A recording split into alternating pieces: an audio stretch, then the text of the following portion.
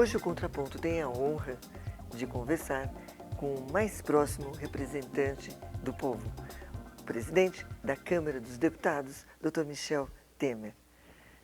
Dr. Michel, professor Michel, aliás, comecemos realmente do início. O nome de Deus é invocado no preâmbulo da Constituição sob a proteção de Deus.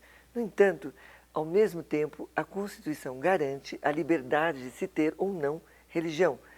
Pensando nos ateus e nos agnósticos, haverá nisso alguma contradição constitucional? Olha, Cacilda, em primeiro lugar, quero cumprimentá-lo e ao seu programa, naturalmente, né? Mas também quero dizer o seguinte, a ideia da divindade aí é uma ideia, digamos, espiritualizada, não é? Eu não sei se quando a Constituição alude ou invoca o nome de Deus, que Deus é esse? É o Deus dos cristãos ou é o Deus universal, de uma espiritualidade, não é? Eu acho que o objetivo, e daí eu digo a você que não há contradição, porque o objetivo natural foi o de dar, como tem sido tradição nas nossas constituições, uma certa, ao lado da materialidade, uma certa espiritualidade, né? Então acho que a invocação do nome de Deus será entendida por cada leitor da Constituição segundo o seu espírito, né? Essa é a impressão que eu tenho, né? Então, para os católicos, Deus é uma figura, para o evangélico igualmente, para o ateu, certo e seguramente, há alguma fórmula que não é apenas a matéria, mas alguma fórmula que movimenta a sua ânima. Algo a sua haverá, alma, né? Algo haverá. Então, acho que é nesse espírito e com este conteúdo que a Constituição invoca logo no preâmbulo, né? Logo na sua abertura, o nome de Deus, né? Muito bem.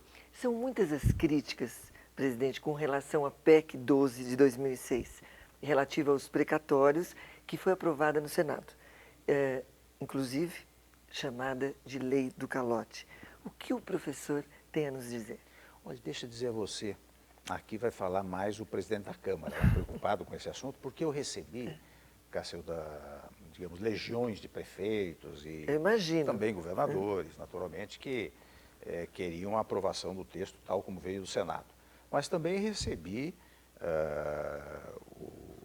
advogados, né? Até houve uma passeata de advogados aqui na esplanada dos ministérios, foram até a minha sala, né? Comandados pelo presidente da OAB, o Nacional, nosso muita colega gente participou César dessa passeata. Brito, muita gente. O César Brito mobilizou o país inteiro, não é? E lá nós conversamos muito e eu disse, olha, aqui nós temos que fazer um meio termo, não é? E exatamente essa ideia do meio termo é que está pautando essa PEC dos precatórios. Tanto que a solução, no presente momento, ela está ainda na Comissão de Constituição e Justiça, mas ela deverá sair já com esta característica de mediadora da situação. Mais aprimorada? Mais aprimorada, seguramente. O que vai significar, naturalmente, porque depois dessa fase, você tem uma fase da chamada comissão especial. Constitui-se uma comissão indicada pelos membros de vários partidos, né, de todos os partidos, que examina o mérito dessa matéria. Como haverá modificação, o que vai acontecer é que ela vai retornar ao Senado Federal, né? Que ela tem que ser reexaminada pelo Senado Federal. Eu suponho que ela satisfará tanto aos, naturalmente, quando eu digo advogados, digo credores, clientes, né? Aos credores da Fazenda Pública, como não tumultuará, digamos assim, a atividade administrativa de estados e municípios. O senhor acha que essa manifestação das pessoas, né, nas ruas e tal, isso foi muito bom até para esse aprimoramento da PEC 12? Sem dúvida alguma. Você sabe que a democracia ela vive exatamente da controvérsia, da contestação, da contrariedade, né? Por isso que nós, até da classe jurídica, né, nós temos muita facilidade para participar da vida democrática, porque nós também estamos acostumados à contestação. O advogado, a primeira coisa que faz é receber uma contestação, o juiz recebe recurso em cima da sua sentença, né? Então, esta mobilização, digamos assim, popular da classe dos advogados foi muito importante. Como importante também, convenhamos, foi a mobilização de prefeitos, a Associação de Prefeitos, que esteve comigo e que fez um trabalho junto à Câmara dos Deputados. Isso permite o meio termo que eu acabei de registrar. Mas esses movimentos são sempre muito importantes. Eu costumo dizer que o Legislativo, é claro, ele age por conta própria, mas ele age melhor quando é mobilizado. E a mobilização do Legislativo por certos temas vem precisamente da mobilização popular. Né? Pois é, presidente, mas outras críticas prevalecem para a nova lei recente que regulamenta o mandado de segurança. E aí? Você sabe que ela tem recebido muitas críticas. Uma vantagem dela, penso eu, é que ela permite o agravo no caso da concessão da liminar, Sim. o que não era permitido no passado. Mas há, a meu modo de ver, e pelo que tenho ouvido, um grave equívoco no tocante às liminares, não é? Proíbe-se a liminar na concessão, Sim. na liberação de mercadorias importadas, coisas dessa natureza. Não é? E mais do que isso, permite-se a penhora, né? A penhora pelo realmente. fisco, independentemente da manifestação judicial. Eu acho que aí realmente é de duvidosa constitucionalidade. Eu acho que essa matéria ainda poderá vir a ser questionada no Supremo em face da sua inconstitucionalidade. A Constituição é muito clara ao dizer Também ajustada, né? nenhuma lesão a direito será excluída da apreciação do Poder Judiciário.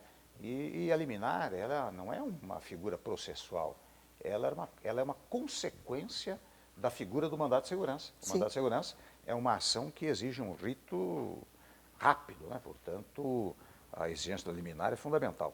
E, por outro lado, é interessante, acho que eu não ouvi esse argumento ainda, mas a Constituição assegura o direito à propriedade, é um direito individual, não é? É propriedade no seu sentido mais amplo. Portanto, se você tem uma constrição em relação a bens, ao seu patrimônio, isto é uma violação, em tese, ao direito à propriedade. Portanto, deve haver uma manifestação do judiciário. Eu acho, em primeiro lugar, extremamente útil que haja uma avaliação do judiciário para dizer se permite ou não permite a penhora. Né? E, em segundo lugar, eu volto a dizer, sendo um princípio constitucional, com maior razão, merece a valoração inicial do Poder Judiciário. Mas agora tem um pontinho ali. Ainda nessa lei mandado de segurança, não tem uma questão ali que está um pouco também, que está gerando polêmica, uma certa polêmica, que é o fato de se permitir que o juiz, para conceder liminar, possa exigir caução. E isso, será que não cria um verdadeiro apartheid entre ricos e pobres, aqueles que podem oferecer caução, aqueles que não? Claro, acho que até você está apontando aí uma violação a outro princípio constitucional, que é o princípio até da igualdade. Não é? Há pessoas que podem caucionar, há pessoas que não podem caucionar, não é? E, portanto, é outra questão que pode merecer uma avaliação também, do né? Supremo Tribunal Federal. Eu não tenho a menor dúvida disso. O que há, naturalmente, eu digo isso com muita tranquilidade, né?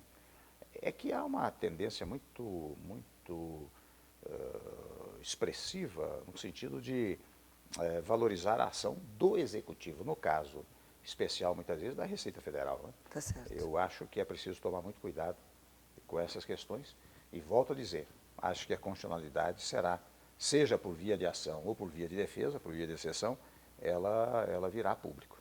Agora, presidente, foi de sua autoria a lei de criação dos tribunais de pequenas causas e das delegacias que cuidam dos crimes contra a mulher. Aí eu pergunto, tem andado bem a relação dos operadores de direito com as suas leis? Então, você sabe que tem andado muito bem esse relacionamento. Até, convenhamos, a Constituição criou as varas especiais, né, para os juízos cíveis de menor complexidade, que tem um processo muito rápido, né, e também as penais para as causas penais de menor potencial ofensivo. Né. Então, tem dado muito resultado. Essas questões já não levam mais em conta o valor da causa, mas a natureza do próprio conflito, digamos assim. Né. E, por outro lado, para falar de um tema que me é muito caro, não é? A questão da criação da Delegacia de Defesa da Mulher. Você sabe quando eu criei, Cacilda, na primeira vez? Até acho que posso contar como se deu isso. Né? Deve eu contar. Era secretário da Segurança do governador Montoro e um dia eu recebi um grupo de mulheres que reclamava do atendimento nas delegacias. Se Que era a péssimo. companheira agredida, ia lá falar com o escrivão, com o investigador, com o delegado, certo e seguramente recebia coisa do tipo, você certamente mereceu, e outros tantos crimes, até de maior gravidade, com mau atendimento. E aqui comigo passou-se a seguinte ideia interessante, por que é que eu não crio uma delegacia com uma delegada, 3, 4 escrivãs, 10, 15 mulheres. investigadoras, mulheres, Nada melhor do que, né, para receber a mulher. Exatamente. Não é? E é interessante, você sabe que eu criei com com grande sucesso quando eu levei ao governador Montoro, ele imediatamente assinou o decreto. E até uma peculiaridade, você sabe que ganhou meia página no New York Times, naquela ocasião, a criação da Delegacia da Mulher. Foi muito bem. Primeira consequência. Mas mereceu, né? Mereceu. Mas primeira consequência, aumentou o índice de violência contra a mulher.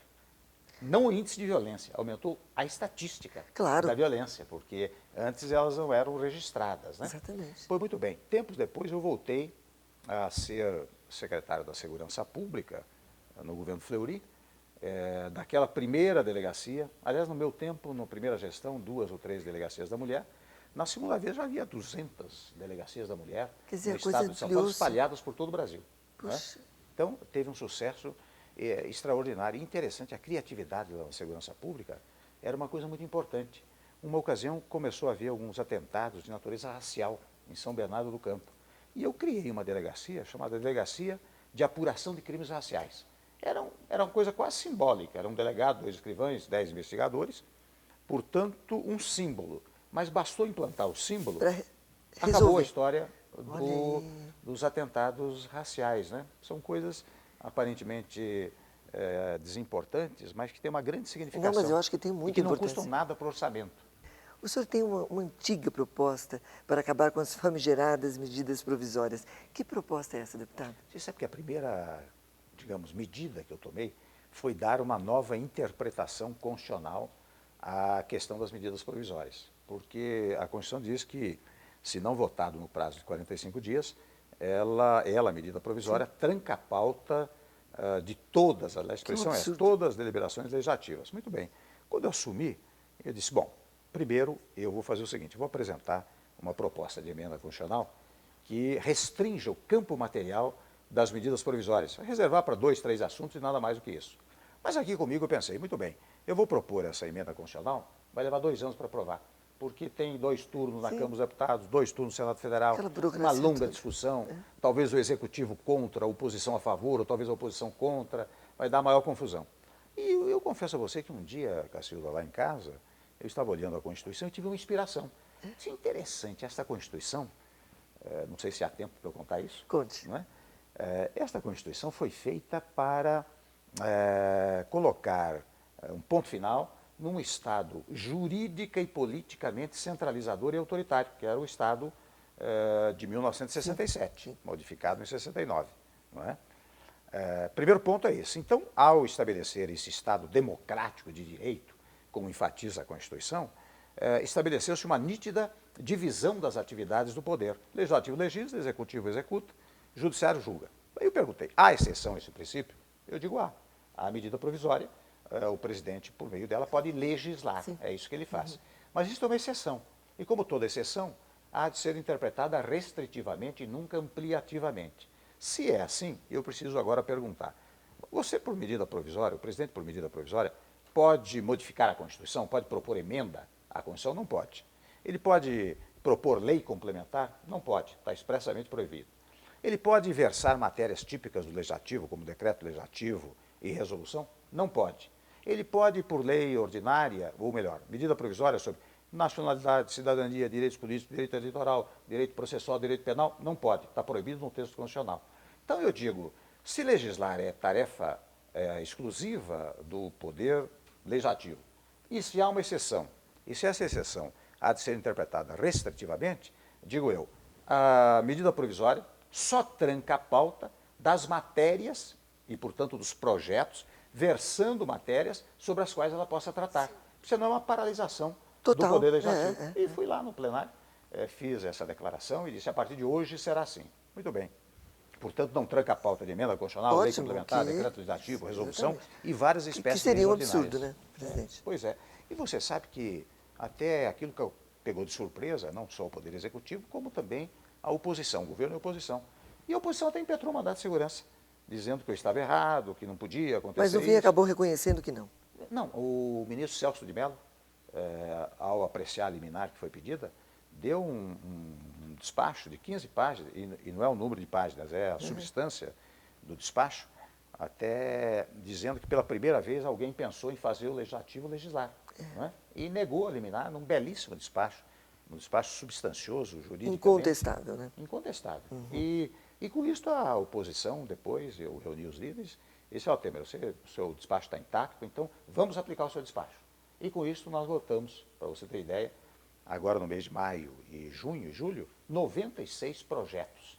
Se não tivesse aplicado essa fórmula, eu teria votado 4 ou 5 Que projetos absurdo. nas chamadas janelas, né, da medida provisória, entre Intervalos, uma que tranca e outra que vai trancar lá na Realmente frente. Então, eu hoje até diria a você, eu estou satisfeito com a solução que eu dei, porque Acabou saindo, né? Meio de assim na contramão, mas saiu. mas saiu. É, Então, que bom. se existe a medida provisória, não existe, a essa altura eu confesso Que agora que também já não interfere tanto, não né? é mais o caso de gerar nenhuma preocupação. Nós vamos parar um pouquinho para um pequeno intervalo. Você não saia daí, que daqui a pouco estaremos de volta com o Dr. Michel Temer, professor Michel Temer, presidente da Câmara dos Deputados. Até já.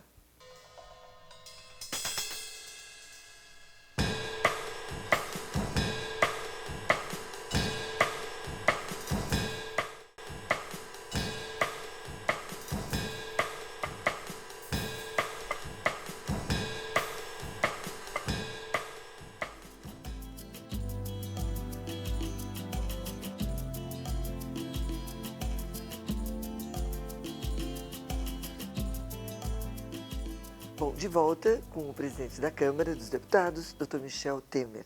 Presidente, em recente levantamento realizado pelo jornal Folha de São Paulo, 27 dos 81 senadores enfrentam algum caso na Justiça, ou seja, um terço do Senado. Essa revelação, como nós sabemos, ocorre no momento em que o Senado passa por uma das suas maiores crises, né, da história brasileira. Bom, tudo isso não é muito triste para a cidadania? Olha, você sabe, Cacilda, que é interessante quem está na vida pública, e especialmente quem foi governador, quem ocupou cargo no executivo, normalmente acaba recebendo alguma espécie de processo. Isso não há dúvida. O presidente da República, não há um presidente da República que passe por aquela cadeira, sem sair com muitíssimos